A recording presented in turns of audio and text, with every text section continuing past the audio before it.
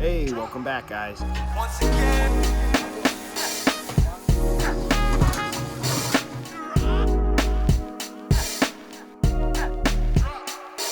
Once again.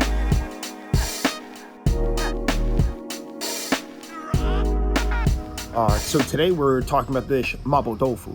So Mápó Dòufu is a very famous dish from Sichuan.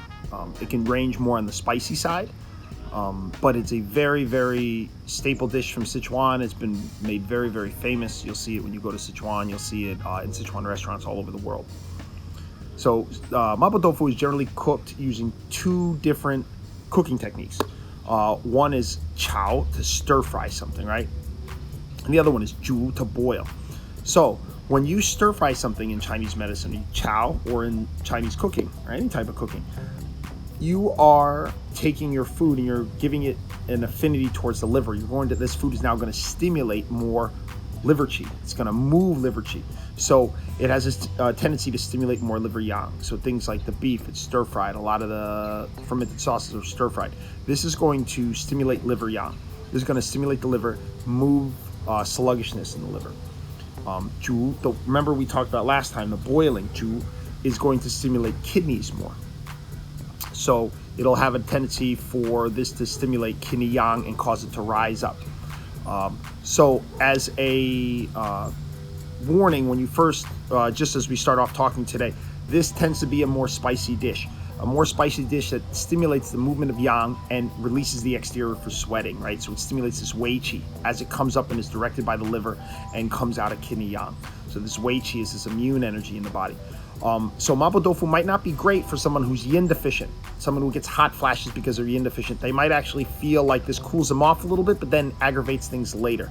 Someone who runs yin deficient, I would avoid this dish. However, someone who is yang deficient, someone who feels like there's an exterior invasion coming in of some sort of exterior pathogen, they feel like they're coming down sick with something that could move into the chest or something like that, and they're on the early onsets, Mápó Dòufu could stimulate yang and help them to kick this out through sweating this out. So keep that in mind, because you're stimulating both the liver, which guides and moves qi, and particularly wei qi in the body, and kidneys, which this is where the functioning wei qi comes from, the conversion of kidney yang to wei qi for you Chinese medical doctors out there.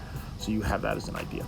So one of the big parts of this dish, as is in the name, is the Mápó Dòufu, is the tofu, or the tofu as it's called in the West.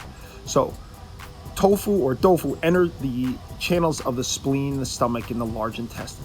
Now, tofu is considered, the flavor is considered sweet and cool. Tofu nourishes yin, the yin qi of the body, and qi in general, and it helps to clear heat and remove toxins in the body.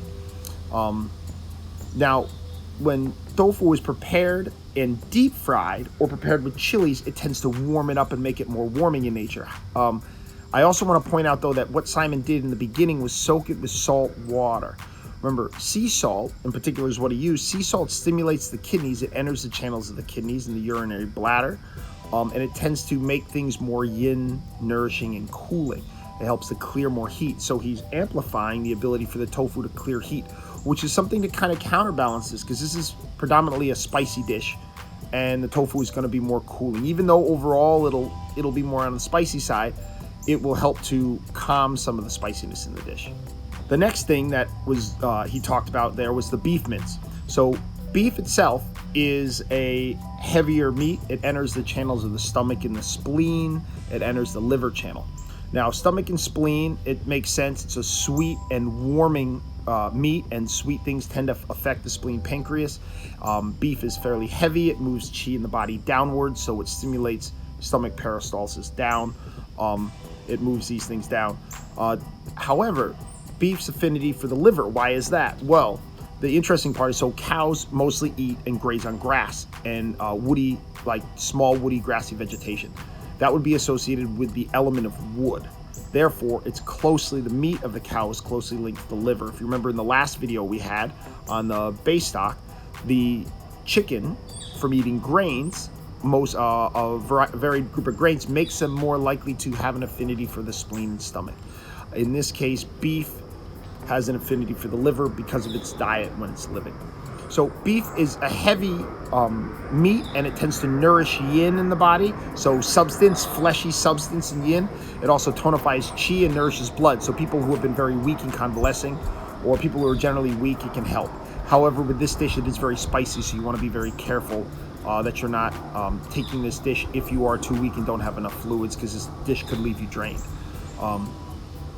Also, with beef, people who generally have conditions of hot phlegm, maybe they have an upper respiratory tract infection, things like that, hot phlegm in the head, yellow, green phlegm coming out, you want to avoid beef. Beef will tend to, because it's warming, it will tend to aggravate conditions of hot phlegm.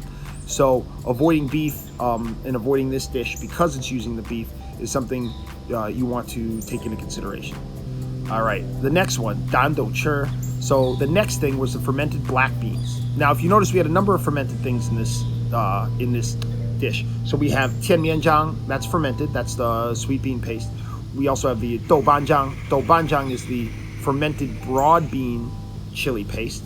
Now the broad bean for you in the West is like a lima bean. So it's fermented like that. It's like this broad bean. So a lot of things are fermented. Now in this case, we're talking about dan dou chi. So the fermented black bean. So the fermented black bean enter the channels of the lungs and the large intestine. And they're very salted, right? So the food grade ones are more salted than the non-food grade ones. So the more they're salted, it pushes them more towards the kidneys and even enters the spleen channel. So they're going to have an effect on the kidneys. These beans tend to be slightly bitter. The more processed they are, the less bitter they are. They can be slightly sweet, they can be pungent, and they can even be more salty when highly processed and salted.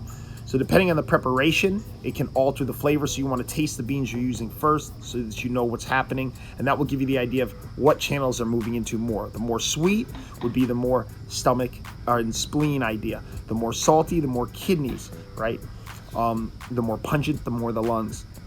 Dan dou chi, or these processed fermented black beans, are oftentimes affect exterior conditions. They move to the exterior of the body and they assist the body in releasing the exterior to induce sweating. So any sort of external invasion of colds or flus or things like that, this is helpful in the initial onset to help induce sweating. So they also act as a diuretic. Remember, they enter the kidneys, right? So as such, they're able to stimulate the kidneys and promote water metabolism. They also stimulate the movement of blood in the body. Due to them entering the kidney channel and entering the kidneys, they also have the ability to treat kidney disease and kidney-related illnesses associated with the auspices of the bone. So the kidneys have a control over the bone. So the weaker the bones are, it gives a sign that the kidneys are weak. So using these beans in your meals will help to strengthen the bone. So in this dish, this will help to strengthen the kidneys as it relates to the bones, the low back, and even painful knees and things like that. The next thing we're going to talk about here is the Sichuan pepper and the chili peppers. So Simon mashed those up and did them together. So the Sichuan peppercorns are called huajiao, and the chilies are called lajiao. La means hot, right? So let's talk about the huajiao first, the Sichuan peppercorns. These enter the channels of the kidneys. They enter the spleen and the stomach, and they tend to be very pungent in both aroma and in taste. So huajiao, these Sichuan peppercorns, while they're hot, they also have the ability to kill parasites and help to affect the environments that parasites cause in the body, mucousy environments and whatnot. However, taken in excess, they can be toxic to the body. In this food dish, we're not taking them in excess, but that's just an idea. They tend to warm the middle jiao, so the middle of the body. So if this is the upper jiao, the upper body, the middle jiao is in and around the area of digestion, right? So it tends to warm the digestive organs in the middle jiao and helps to alleviate pain that you could have in digestion, in the stomach, in the intestines, and things like that. So lajiao, the chilies, they enter the channels of the stomach and the spleen. They're very pungent and spicy, and they can be kind of sweet. They stimulate the movement of qi and blood, and they have the ability to open the exterior and induce sweating. So you can kind of see in this dish that we have this theme going on of helping the body to release the exterior, warm yang, move it up and out to help sweat things out of the body. So this dish very much stimulates the movement of wei qi on the surface of the body to open the pores and move things out. All right, another thing that Simon talked about in this dish is called suan miao. So suan miao are garlic leaves. So they go by different names in different places in China.